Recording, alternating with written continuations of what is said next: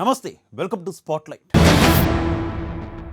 ఆంధ్రప్రదేశ్లో రాజధాని రగడ కొనసాగుతోంది. అమరావతిని ఏకైక రాజధానిగా కొనసాగించాలని అక్కడి రైతులు ఉద్యమాలు చేస్తుంటే లేదు మూడు రాజధానులే ముద్దు అని అధికార వైసీపీ అంటోంది. ఇంకోవైపు రాయలసీమ మేధావుల ఫోరం తమ ప్రాంతంలోనే రాజధాని ఉండాలని అంటోంది. మరోవైపు విశాఖలో పాలనా రాజధాని ఉండాల్సిందేనని మంత్రి సిదిలి అప్పలరాజు ఉద్యమ కార్యాచరణ సిద్ధం చేశారు. పోటాపోటీ ఉద్యమాలతో ప్రజలు ఉక్కిరిబిక్కిరి అవుతున్న పరిస్థితి కనిపిస్తుంది. ఇంతకు రాజధాని రగడ ఎప్పటికీ చల్లారేను?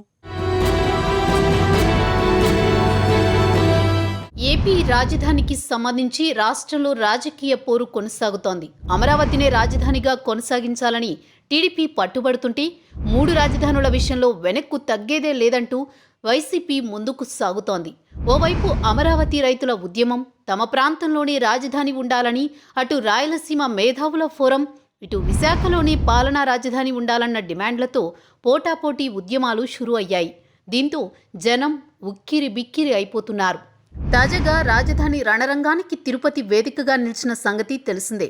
న్యాయస్థానం టు దేవస్థానం పాదయాత్ర ముగింపు సందర్భంగా తిరుపతిలో అమరావతి రైతులు నిర్వహించిన మహోద్యమ సభకు అన్ని పార్టీల నేతలు హాజరయ్యారు. అందరూ ఏకైక రాజధానిగా అమరావతి ఉండాలని నినదించారు. అమరావతి నిర్మాణం చేతకాకపోతే తప్పుకోవాలని అందరూ ముక్త కంఠంతో జగన్కు సలహా ఇచ్చారు. టీడీపీ అధినేత చంద్రబాబు సహా అందరూ అమరావతి ఆకాంక్ష ప్రజల్లో ఉందని, అమరావతి ప్రజా రాజధానిగా ఉండాలని స్పష్టం చేశారు. జగన్ది చేతకాని అసమర్థ ప్రభుత్వమని చంద్రబాబు మండిపడ్డారు. బీజేపీ తరపున హాజరైన కన్నా లక్ష్మీనారాయణ మాట్లాడుతూ దోచుకునేందుకు విశాఖను ఎగ్జిక్యూటివ్ క్యాపిటల్ అన్నారని విమర్శించారు. కాంగ్రెస్, కమ్యూనిస్టు పార్టీలకు చెందిన నేతలు జగన్పై విమర్శలు గుప్పించారు. అమరావతినే ఏకైక రాజధానిగా కొనసాగించాలని డిమాండ్ చేశారు. అమరావతికి భూములు ఇచ్చిన రైతులు నెలన్నర పాటు న్యాయస్థానం నుంచి దేవస్థానం వరకు పాదయాత్ర చేసి తమ సంకల్పాన్ని చాటారు. ఎన్ని విమర్శలు, లాఠీ చార్జులు, నిర్బంధాలు ఎదురైనప్పటికీ సభకు భారీగా జనసమూహం తరలి రావడంతో అమరావతి రైతులు తమ ప్రయత్నాల్లో మరో అడుగు ముందుకేశామన్న సంతృప్తి వ్యక్తం చేశారు.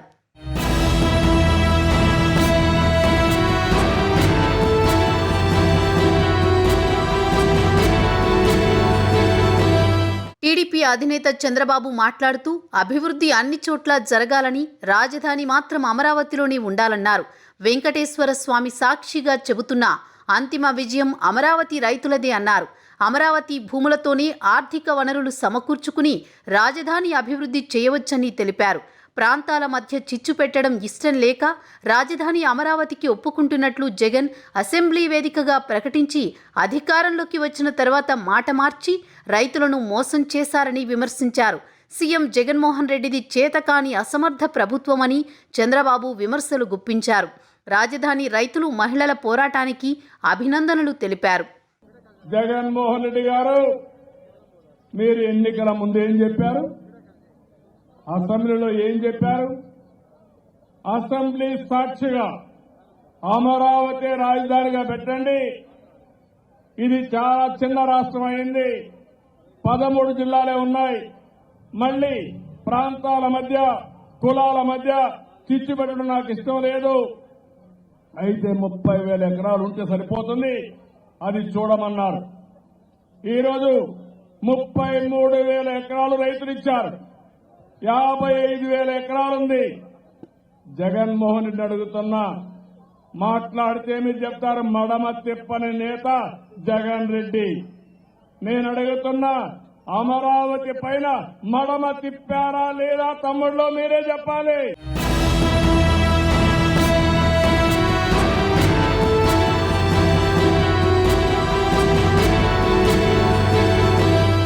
రాజధాని విషయంలో టీడీపీ, వైసీపీ ఊపు చూస్తుంటే ఏపీలో సంక్రాంతి ఓ నెల రోజుల ముందుగానే వచ్చిందా అనిపించక మానదు.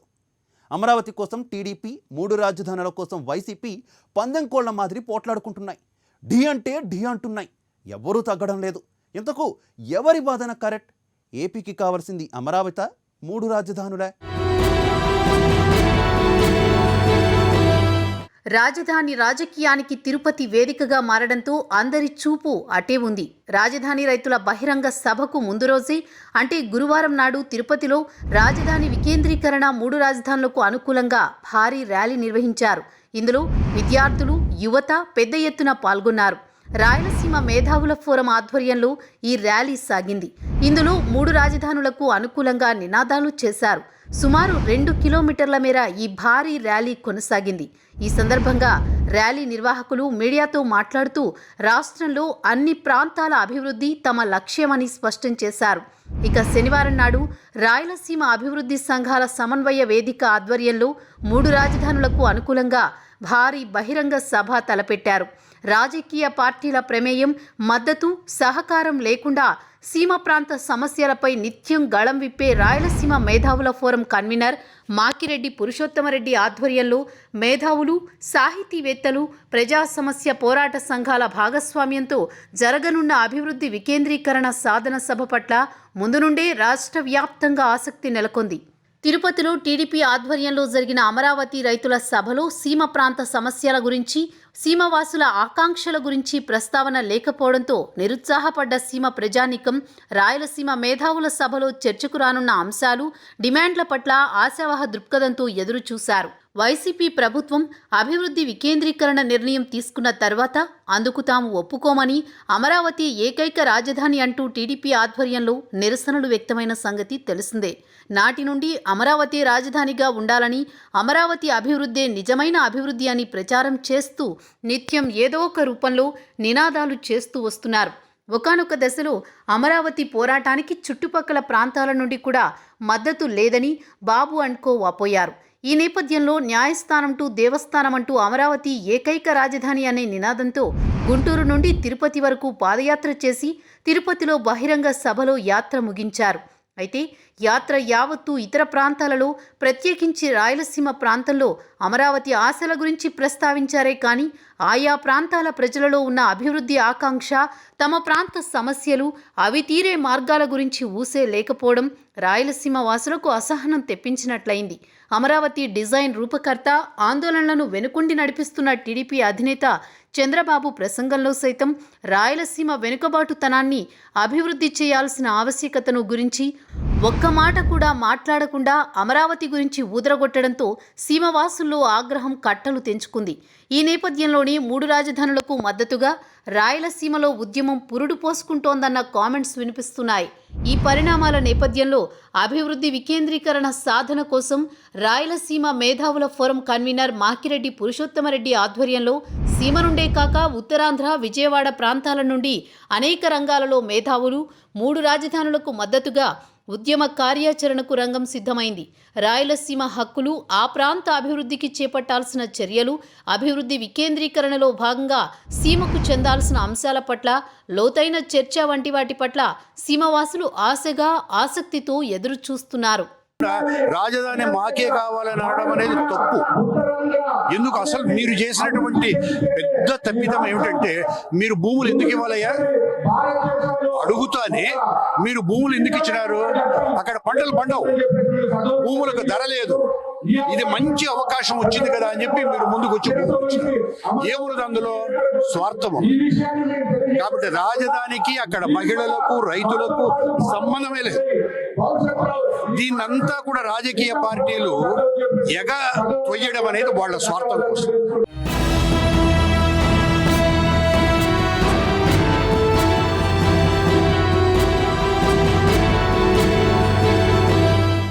వైసీపీ వాదన ప్రకారం 3 క్యాపిటల్స్లో పాజిటివ్స్ కనుక గమనిస్తే అమరావతి ఇంతకు ముందు కంటే ఇప్పుడు అభివృద్ధిలోకి వచ్చింది అని చెప్పొచ్చు. ఎందుకంటే లెజిస్లేటివ్ క్యాపిటల్ అమరావతిలో ఉండడంతో ప్రజాప్రతినిధులందరూ అక్కడే ఉంటారు కాబట్టి కొంతవరకు అభివృద్ధికి అవకాశం ఉంది. ఇక రెండోది విశాఖపట్నం. ఇది executive capital. Visakhapatnam already develop అయి ఉంది. అంతేకాక ఆంధ్రప్రదేశ్లో ఎక్కువ శాతం జీడీపీ వచ్చేది కూడా విశాఖపట్నం నుండే.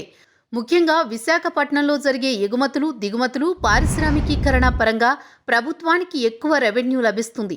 విశాఖపట్నం ఆల్రెడీ అభివృద్ధిలో ఉన్నందువల్ల దీన్ని ఎగ్జిక్యూటివ్ క్యాపిటల్ చేయడం వల్ల మరిన్ని పారిశ్రామిక రంగాలు ఇక్కడ అభివృద్ధి అయ్యే అవకాశాలు పెరుగుతాయి. దీనివల్ల రాష్ట్రం మరింత అభివృద్ధి సాధిస్తుందని వైసీపీ వాదిస్తోంది. విశాఖపట్నం పరిసర ప్రాంతాల వారికి, ఏపీలోని నిరుద్యోగ యువతకు ఉద్యోగ అవకాశాలకు మంచి దారి దొరుకుతుంది. మూడవది కర్నూలు జ్యుడిషియల్ క్యాపిటల్. నిజం చెప్పాలంటే కర్నూలులో న్యాయశాఖ ఉండడం వల్ల అంటే హైకోర్టు ఏర్పాటుతో కర్నూలుకు కొంతవరకు క్రౌడ్ పెరిగే అవకాశం ఉంటుంది. సో ఖచ్చితంగా న్యాయం కోసం, కోర్టు పనుల కోసం జనం రావడం పెరుగుతుంది కాబట్టి అక్కడ కూడా అభివృద్ధి జరుగుతుందని చెబుతున్నారు. ప్రభుత్వం చెబుతున్నట్లు ప్రభుత్వ ఆధీనంలో దాదాపు 50,000 ఎకరాలు ఉన్నాయి. చంద్రబాబు ముఖ్యమంత్రిగా ఉన్నప్పుడు అమరావతి రాజధానిని దాదాపు 8,000 చదరపు కిలోమీటర్ల విస్తీర్ణంలో నిర్మించాలని నిర్ణయించారు. కానీ దేశ రాజధాని ఢిల్లీ నగరం కేవలం 1,400 చదరపు కిలోమీటర్ల పరిధిలోనే నిర్మించబడి ఉంది. ఢిల్లీ అభివృద్ధికై, నిర్మాణానికి అంత సమయం, అంత డబ్బులు ఖర్చయితే మరి 8,000 కిలోమీటర్ల పరిధిలో అమరావతి నిర్మించాలంటే ఎంత డబ్బు, ఎంత సమయం కావాలని ప్రశ్నిస్తున్నారు వైసీపీ శ్రేణులు. హైదరాబాద్ నగరం కేవలం 650 చదరపు కిలోమీటర్ల పరిధిలోనే ఉంది. దీన్ని అభివృద్ధిలోకి తీసుకురావడానికి దాదాపు 60 సంవత్సరాలు పట్టింది. మరి అమరావతి నిర్మాణానికి, అభివృద్ధికి ఎంత సమయం తీసుకుంటుంది? విశాఖపట్నంలో ఇప్పటికే పెద్ద పెద్ద కర్మాగారాలు ఉన్నాయి. Hindustan petroleum corporation limited, BHP, Hindustan zinc limited port trust, Hindustan shipyard, fish harbour, Coromandel fertilisers, LG polymers, SR shipping ఇలాంటి పెద్ద పెద్ద ఇండస్ట్రీస్ ఉన్నాయి. అంతేకాక చిన్న, మధ్యతరగతి కర్మాగారాలు ఎన్నో ఉన్నాయి. సో ఇప్పటికే అభివృద్ధిలో అగ్రగామిగా ఉన్న వైజాగ్ను ఎగ్జిక్యూటివ్ క్యాపిటల్గా చేయడం వల్ల ఏపీకి ఎన్నో లాభాలు ఉన్నాయి. మొత్తంగా 3 రాజధానుల వలని రాష్ట్రం సమగ్ర అభివృద్ధిని సాధిస్తుందని జగన్ సర్కార్ ముందు నుండి చెబుతూ వస్తోన్నమాట.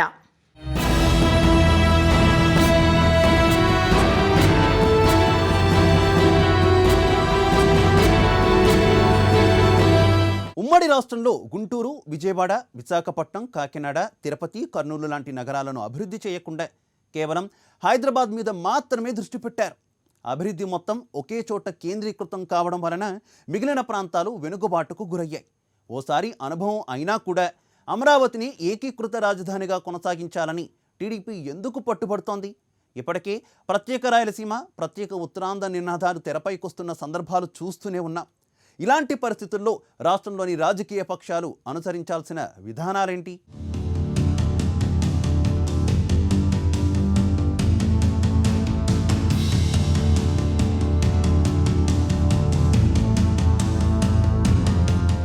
అమరావతి ఏకైక రాజధాని అంటూ టీడీపీ చేస్తున్న హడావిడికి నిరసనగా వైసీపీ రాష్ట్ర వ్యాప్తంగా పలు ఆందోళనలు నిర్వహిస్తోంది. మంత్రి సీదిరి అప్పలరాజు ఉత్తరాంధ్రలో పోరాటం మొదలు పెట్టేశారు. రాష్ట్ర విశాల ప్రయోజనాలను, అన్ని ప్రాంతాల సమగ్రాభివృద్ధిని ఆకాంక్షిస్తూ వైసీపీ ప్రతిపాదించిన 3 రాజధానులకు సంఘీభావంగా అఖిలపక్ష పోరాటానికి బీజం పడింది. రాష్ట్ర మంత్రి సీదిరి అప్పలరాజు స్వయంగా దీనికి కంకణం కట్టుకున్నారు. తన నియోజకవర్గమైన శ్రీకాకుళం జిల్లా పలాసలో దీనికి అంకురార్పణ చేశారు. రాష్ట్రానికి విశాఖపట్నం ఏకైక రాజధాని అవ్వాలన్నది తన వ్యక్తిగత ఆకాంక్ష అని, అయితే అన్ని ప్రాంతాలు సమానంగా అభివృద్ధి చెందాలన్న సత్సంకల్పంతో సీఎం జగన్ ప్రకటించిన 3 రాజధానులకు ఉత్తరాంధ్ర వాసులందరూ సంఘీభావం ప్రకటించి జగన్కు మద్దతుగా నిలవాలని మంత్రి అప్పలరాజు పిలుపునిచ్చారు. అమరావతి ఏకైక రాజధానిగా ఉండాలని టీడీపీ, జనసేన, బీజేపీలు డిమాండ్ చేయడం అనుచితమని, తద్వారా ఆ పార్టీలన్నీ రాష్ట్రంలోని మిగిలిన ప్రాంతాలకు ద్రోహం చేస్తున్నాయని విమర్శించారు. 3 రాజధానులకు మద్దతుగా పలాసలో మంత్రి ఆధ్వర్యంలో అఖిలపక్ష సమావేశం నిర్వహించి సీఎం జగన్ నిర్ణయానికి మద్దతు ప్రకటించిన సంగతి తెలిసిందే. 3 రాజధానులకు మద్దతుగా తిరుపతిలో రాయలసీమ మేధావుల ఆధ్వర్యంలో భారీ ర్యాలీ, సభ నిర్వహించిన తరుణంలోనే ఉత్తరాంధ్రలో మంత్రి సీదిరి ఆ చొరవ తీసుకున్నారు. సీఎం జగన్ ఆశయానికి అండగా నిలిచారు. విశాఖలో పరిపాలనా రాజధాని ఏర్పాటు చేయాల్సిందేనంటూ తానే ఉత్తరాంధ్ర గలమై నినదించారు. 3 రాజధానులే ముద్దు అన్న నినాదాన్ని వాడవాడలా వినిపించేందుకు ఆయన నడుం కట్టడంపై ఉత్తరాంధ్రులు సంతోషం వ్యక్తం చేస్తున్నారు. ఈ పోరాటంలో తాము కూడా భాగస్వాములం అవుతామని స్పష్టం చేస్తున్నారు. రాజధాని అంటే ఏంటి? భూముల పరిపాలన. ముందు ఈ విషయాన్ని చంద్రబాబు గారు క్లారిఫై చేయాలి. రాజధాని అంటే భూములే అంటే రైట్, నువ్వు యాత్రలు చేసుకుంటావో ఇంకేం చేసుకుంటావు, పరిపాలన కదా రాజధాని అంటే. అనేకమైనటువంటి అంశాలతో ముడిపడినట్టు కేవలం భూముల కోసం, భూముల్ని రక్షించడం కోసం, తద్వారా ప్రయోజనం పొందడం కోసం యాత్రలు చేయటం, మరి అలాగనే యాత్రల్ని బినామీలతో చేయించడం తెలుగుదేశం పార్టీకే చెల్లింది. అమరావతి రైతులు బహిరంగ సభపై ఏపీ మంత్రి పెద్దిరెడ్డి రామచంద్రారెడ్డి స్పందించారు. 3 రాజధానులకే తమ ప్రభుత్వం కట్టుబడి ఉందని, ఇదే అంశంపై అసెంబ్లీలో సమగ్ర బిల్లు ప్రవేశపెడతామన్నారు. ఈ సందర్భంగా చంద్రబాబుపై తీవ్ర విమర్శలు చేశారు. తోక పార్టీలను కలుపుకుని చంద్రబాబు చేస్తున్నది కుట్ర అన్నారు. కాంగ్రెస్, బీజేపీ, కమ్యూనిస్టుల కలయిక అనైతికమని, బీజేపీతో జట్ట కట్టడానికే చంద్రబాబు తంటాలు పడుతున్నారని, రఘురామకృష్ణవరాజు నీతిలేని వ్యక్తి, మా పార్టీ నుంచి ఫిరాయించిన వారికి మాట్లాడే నైతిక అర్హత లేదని వ్యాఖ్యానించారు. ఇది రైతు ఉద్యమం అనేది బూటకమైన ఉద్యమము. ఇక్కడ రైతులు ఎవరూ లేరు. ఇక్కడంతా కూడా అక్కడ భూములు కొన్న వ్యక్తులు ఆ భూముల మీద రేట్లన్నీ పడిపోయినాయనే నిరాశతో, నిస్పృహతో ఈ పాదయాత్ర చేశారు. ఆ పాదయాత్ర తెలుగుదేశం పార్టీ ఆధ్వర్యంలో జరిగిందని చెప్పి ఈరోజు మనకు తేట తెల్లమైతా ఉంది. చంద్రబాబు నాయుడు మాట్లాడే మాటలు బట్టి అక్కడున్న తోక పార్టీలన్నీ కూడా వారు ఆ కలయిక అనైతికం. ఎందుచేతంటే అన్ని పార్టీలు కలిస్తే కూడా అనైతికమని ఎందుకు చెప్తా ఉన్నానంటే, కేవలం వైఎస్ఆర్ కాంగ్రెస్ పార్టీని ఎదిరించాలా, జగన్మోహన్ రెడ్డి గారిని పదవి నుంచి తప్పించాలా అని చెప్పి ఆలోచన చేసే వ్యక్తులే ఆ పార్టీల రిప్రజెంటేటివ్లుగా అక్కడ ఉన్నారు. రాజధానిని 2-3గా వికేంద్రీకరణ చేయడం సాధ్యమేనా? అందులోనూ హైకోర్టు లాంటి ప్రధాన వ్యవస్థను రాజధాని వెలుపల ఏర్పాటు చేయడమేంటి? ఇలాంటి అనేక ప్రశ్నలు వైసీపీ సర్కార్కు ఎదురవుతున్నాయి. అయితే భారతదేశంలో ఇప్పటికీ దాదాపు 6 రాష్ట్రాలలో రాజధానుల వికేంద్రీకరణ జరిగింది. జమ్మూ కాశ్మీర్లో అధికారికంగా శ్రీనగర్, జమ్మూను శీతాకాల రాజధానిగా, వాతావరణ, రాజకీయ పరిస్థితుల దృష్ట్యా ఎన్నో ఏళ్లుగా కొనసాగుతున్నాయి. వీటి మధ్య 262 కిలోమీటర్లు ఉంది. ఇటీవల జమ్మూ కాశ్మీర్ నుండి విడదీసిన లడఖ్ కేంద్రపాలిత ప్రాంతంలోనూ లేహ్, కార్గిల్లు వేసవి, శీతాకాల రాజధానులుగా అధికారికంగా ఉన్నాయి. ఈ రాజధానుల మధ్య దూరం 219 కిలోమీటర్లు. మహారాష్ట్రలో ముంబై రాజధాని కాగా, రెండవ రాజధానిగా నాగపూర్ను అధికారికంగా 1988లో ప్రకటించారు. నాగపూర్ శీతాకాల రాజధానిగా ఉంది. వెనుకబడిన విదర్భ తదితర ప్రాంతాల ఆకాంక్షలకు అనుగుణంగా ఇది ఏర్పడింది. ఈ 2 నగరాల మధ్య దూరం 823 కిలోమీటర్లు. హిమాచల్ ప్రదేశ్ రాజధాని సిమ్లాతో పాటు ధర్మశాలను రాజధానిగా 2017లో అధికారికంగా ప్రకటించారు. వీటి మధ్య దూరం 223 కిలోమీటర్లు. ఉత్తరాఖండ్ రాజధాని డెహ్రాడూన్తో పాటు గైర్సేన్ను 2013లో అధికారికంగా ప్రకటించారు. వీటి మధ్య దూరం 280 కిలోమీటర్లు. పొరుగు రాష్ట్రమైన కర్ణాటకలో బెంగళూరు రాజధాని కాగా, ఉత్తర కర్ణాటక ప్రజల ఆకాంక్షలకు అనుగుణంగా బెల్గాంను 2012లో మరో రాజధానిగా ప్రకటించారు. వీటి మధ్య దూరం 507 కిలోమీటర్లు. తమిళనాడులో మదురై, తెలంగాణలో వరంగల్, ఇలా అనేక రాష్ట్రాలలో 2వ రాజధాని ఉండాలనే డిమాండ్లు వస్తున్నాయి. రానున్న కాలంలో అనేక రాష్ట్రాలలో రాజధానుల వికేంద్రీకరణ వివిధ కారణాలతో తప్పనిసరి అవబోతుందన్న వాదనలు సైతం ఉన్నాయి. భారతదేశం 2వ రాజధానిగా హైదరాబాద్ ఉండాలని దాదాసాహెబ్ అంబేద్కర్ మొదలుకుని ఎందరో ప్రతిపాదించారు. ఆయా రాష్ట్రాల ప్రత్యేక పరిస్థితులు, ఉప ప్రాంతాల మనోభావాలు, వెనుకబాటుతనం, సామాజిక సాంస్కృతిక గుర్తింపు, అభివృద్ధి అవకాశాలు, ఇలా అనేక కారణాల రీత్యా రాజధానుల వికేంద్రీకరణ ఒక ప్రజాస్వామిక హక్కుగా రాబోతుందని మేధావులు చెబుతున్నారు. ఈ నేపథ్యంలో ఏపీలో రాజధానుల వికేంద్రీకరణ జరిగితే ఆటోమేటిక్గా అభివృద్ధి వికేంద్రీకరణ జరుగుతుందన్నది జగన్ సర్కార్ భావనగా చెబుతున్నారు. బేసిక్గా మా ఉద్దేశం ఏంటంటే, కొత్తగా ప్రభుత్వం ఏదైతే సమగ్ర చట్టం తీసుకొస్తుందో ఆ చట్టంలో 13 జిల్లాల సమగ్రాభివృద్ధి అడ్రస్ చేసే విధంగా ఉండాలి. ప్రాంతాల మధ్య వైరుధ్యం ఉన్నది ఒక వాస్తవం. అటు ఉత్తరాంధ్రకు ఉంది, రాయలసీమకు ఉంది, గోదావరి జిల్లాలో కొన్ని ఎనుబడి ప్రాంతాలు ఉన్నాయి. కాబట్టి ఈ దశలో మహానగరాల నిర్మాణం అద్భుతాలు చేయడం కాదు. ఫస్ట్ ఈక్వల్గా ప్రాంతాల మధ్య ఉన్న వైరుధ్యాలు తగ్గించి అన్ని ప్రాంతాలు సమంగా అభివృద్ధి చెందుతున్న కాన్ఫిడెన్స్ క్రియేట్ చేసే చర్య మొదట ప్రభుత్వాలు చేయాలి. అందుకు భిన్నంగా గత ప్రభుత్వం అమరావతి ప్రాజెక్టు ఎంపిక చేసుకునింది. అది ఆచరణలో సాధ్యం కాదు కూడా. మనకు ప్రపంచంలో తీసుకున్న బ్రెజిలియా తీసుకున్న, మనకు భారతదేశంలో నోయిడా తీసుకున్న, ఏ ప్రాంతాలు తీసుకున్న న్యూ సిటీ అనేది వైబిలిటీ కాదని తేలిపోయింది. పెద్ద పెద్ద దేశాలకే బడ్జెట్ ఉన్న దేశాలకి తేలిపోయిన ప్రాంతంలో చిన్న బడ్జెట్ 6-7 నగరాలు ఉన్న బడ్జెట్ 13 జిల్లాలు ఉన్నటువంటి చిన్న రాష్ట్రానికి ఎట్లా సాధ్యమవుతుంది నూతన నగరం? ఆంధ్రప్రదేశ్ విభజన చట్టంలో రాజధాని విషయమై నిపుణుల కమిటీ సూచనల మేరకు చేయాలని ఉంది. అందుకోసం శివరామకృష్ణన్ కమిటీ ప్రామాణిక నివేదిక ఇచ్చింది. శ్రీకృష్ణ కమిటీ కూడా వికేంద్రీకరణ విషయంగా ప్రస్తావించింది. 1937 నాటి ఆంధ్ర, రాయలసీమ నేతల శ్రీబాగ్ ఒప్పందం కూడా రాజధాని, హైకోర్టు వేరువేరుగా ఉండాలని వికేంద్రీకరణనే సూచిస్తుంది. గత ప్రభుత్వం వీటిని పరిగణలోకి తీసుకోకుండా ఏకైక రాజధాని అమరావతిని ఏకపక్షంగా ప్రకటించింది. ఆ సమయంలో రాయలసీమ ప్రాంత ప్రజలు తీవ్ర అసమ్మతి ప్రకటించారు. ఒక ప్రాంతంలో గొప్ప రాజధాని నిర్మించి అక్కడ వచ్చే ఆదాయంతో రాష్ట్రంలోని వెనుకబడిన ప్రాంతాలకు మేలు కలుగుతుందని ప్రతిపాదించారు. అయితే హైదరాబాద్ ఏకీకృత అభివృద్ధి వలన జరిగిన నష్టం దృష్ట్యా సీమవాసులు అమరావతిలో ఏకీకృత రాజధానిని వ్యతిరేకిస్తూ వచ్చారు. అమరావతిని ఒక సాధారణ రాజధానిగా నిర్మించే బాధ్యత కేంద్రానికి వదిలేయకుండా రైతులను భాగస్వామ్యం చేసి జాయింట్ వెంచర్గా మార్చేసి ఏదో భూతల స్వర్గంగా ప్రచారం చేశారు. అమరావతి ఊహాజనిత ఆర్థిక కేంద్రంగా ప్రచారం సాగింది. అమరావతిలో ఆస్తి లేకుంటే ఏమైపోతామో ఏమో అనేంత ఆత్మన్యూన్యత కలిగించారు. సమస్య మరింత జటిలమైపోయింది. సాధారణ రాజధానిగా అమరావతి ఉంటే ఇంత క్లిష్టత ఉండేది కాదు. అవసరమైన పాలనా వ్యవస్థల వికేంద్రీకరణకు కూడా పెద్ద అడ్డంకులు ఉండేవి కావు. ఒక్క ముక్కలో చెప్పాలంటే అమరావతి ప్రాంతంలో ఇల్లు అద్దెకు ఇవ్వాలనుకున్నా కులం చూసే అద్దెకు ఇచ్చే పరిస్థితికి తీసుకొచ్చారు. దీంతో ఇలాంటి చోట రాజధాని ఉంటే ఇతర కులాలకు పేదలకు చోటు ఉండదన్న ప్రచారం వైసీపీ విస్తృతంగా చేసింది. ఆ నేపథ్యంలో జగన్ 3 రాజధానుల ప్రకటన చేసి ఆ దిశగా అడుగులు వేసేందుకు శ్రీకారం చుట్టారు.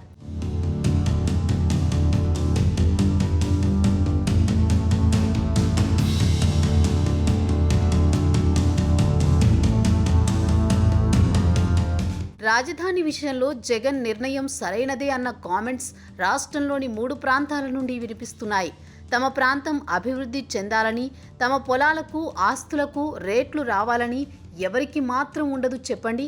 టీడీపీ విధానం ప్రకారం కేవలం అమరావతిలోని రాజధాని ఉంటే ఆ ప్రాంతంలోని అభివృద్ధి కేంద్రీకృతమవుతుంది. అదే 3 ప్రాంతాల్లో రాజధానులు ఉంటే అన్ని చోట్ల అభివృద్ధి వికేంద్రీకరణ జరుగుతుంది. భవిష్యత్తులో ఆంధ్రప్రదేశ్ మరిన్ని ముక్కలు కాకుండా ఉండాలంటే జగన్ నిర్ణయమే కరెక్టు అంటున్నాయి వైసీపీ శ్రేణులు. ఇప్పటికిప్పుడు కాదు, 100 ఏళ్ల తర్వాత అయినా అమరావతి ఒక్కటే రాజధానిగా ఉంటే మరోసారి ప్రత్యేక రాష్ట్ర ఉద్యమం రాక మానదని హెచ్చరిస్తున్నారు. అందుకే జగన్ నిర్ణయాన్ని అన్ని ప్రాంతాల ప్రజలు, మేధావులు, పార్టీలు కూడా భవిష్యత్తును దృష్టిలో పెట్టుకుని సమర్థిస్తున్నాయి. 23 జిల్లాల డబ్బు పోగేసి హైదరాబాద్ నిర్మాణం చేసినా ఏమీ చేయలేదు అనిపించుకుని తరిమివేయబడి గతి లేక మళ్ళీ వెనక్కి వచ్చి ఇప్పుడు మళ్ళీ అవే పొరపాట్లు ఎందుకు చేయాలి? మళ్ళీ 13 జిల్లాల ప్రజల రెక్కల కష్టాన్ని, పన్నుల ఆదాయాన్ని అమరావతి ఒక్కచోటే కుప్పగా పోగేయాలా? ఈ ప్రశ్నలకు సమాధానం చంద్రబాబు చెబుతారా? అదే జరిగితే మరోసారి ముక్కలు చేయడానికి సిద్ధమవుతారా అని వైసీపీ ప్రశ్నిస్తోంది. రేపు జగన్, బాబు పదవి నుంచి దిగిపోయాక ఏపీలో మరో కేసీఆర్ వచ్చి కొత్త రాజకీయవాదం పుడితే ఉత్తరాంధ్ర, రాయలసీమ వాళ్ళు కోస్తా వాళ్ళని అసహించుకుంటారు. అలా ఏమీ జరగదు అనే గ్యారంటీ కూడా లేదు. ఇప్పటికే ప్రత్యేక రాయలసీమ, ప్రత్యేక ఉత్తరాంధ్ర ఉద్యమాలు జరిగిన సందర్భాలు చాలా ఉన్నాయి. సీమకు జరుగుతోన్న అన్యాయాలకు వ్యతిరేకంగా బైరెడ్డి రాజశేఖర్ రెడ్డి లాంటి వాళ్ళు గతంలో ప్రత్యేక రాయలసీమ కోసం పెద్ద ఎత్తున ఉద్యమాలు చేశారు. అలాంటివి భవిష్యత్తులో పునరావృతం కాకూడదన్నా, అభివృద్ధి అందరికీ చేరువ కావాలన్నా 3 రాజధానులు కరెక్ట్ అన్నది మెజారిటీ వర్గాల వాదన.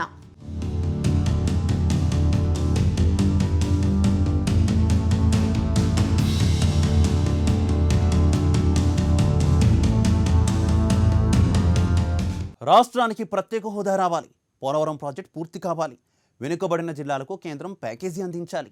ఇవి కాకుండా Duggirajapatnam port, Kadapa steel plant సహా బోలెడన్ని విభజన హామీలు అమలు కావాల్సి ఉంది. కానీ అధికార వైసీపీ, ప్రతిపక్ష టీడీపీకి ఇవేమీ పట్టడం లేదు. రాజధాని పేరిట ఒకరిని ఒకరు తిట్టుకోవడంతోనే సరిపోతుంది. ప్రజలని మభ్యపెట్టి తమ వైఫల్యాలను కప్పిపుచ్చుకునేందుకు 2 ప్రధాన పార్టీలు తెరపై హోరాహోరీగా పోరాడుతున్నట్టు నటిస్తూ తెర వెనుక మాత్రం 60-40 రాజకీయాలు చేస్తుంటే రాష్ట్ర భవిష్యత్ అగమ్యగోచరం కాక మరేమిటి అన్నది తటస్థ వర్గాల ఆవేదన. మరి ఈ రాజధాని రగడ ఇంకెంత దూరం పోతుందో తెలియాలంటే వేచి చూడాల్సిందే. ఇది వాటి spotlight. Keep watching prime 9 news. నమస్తే.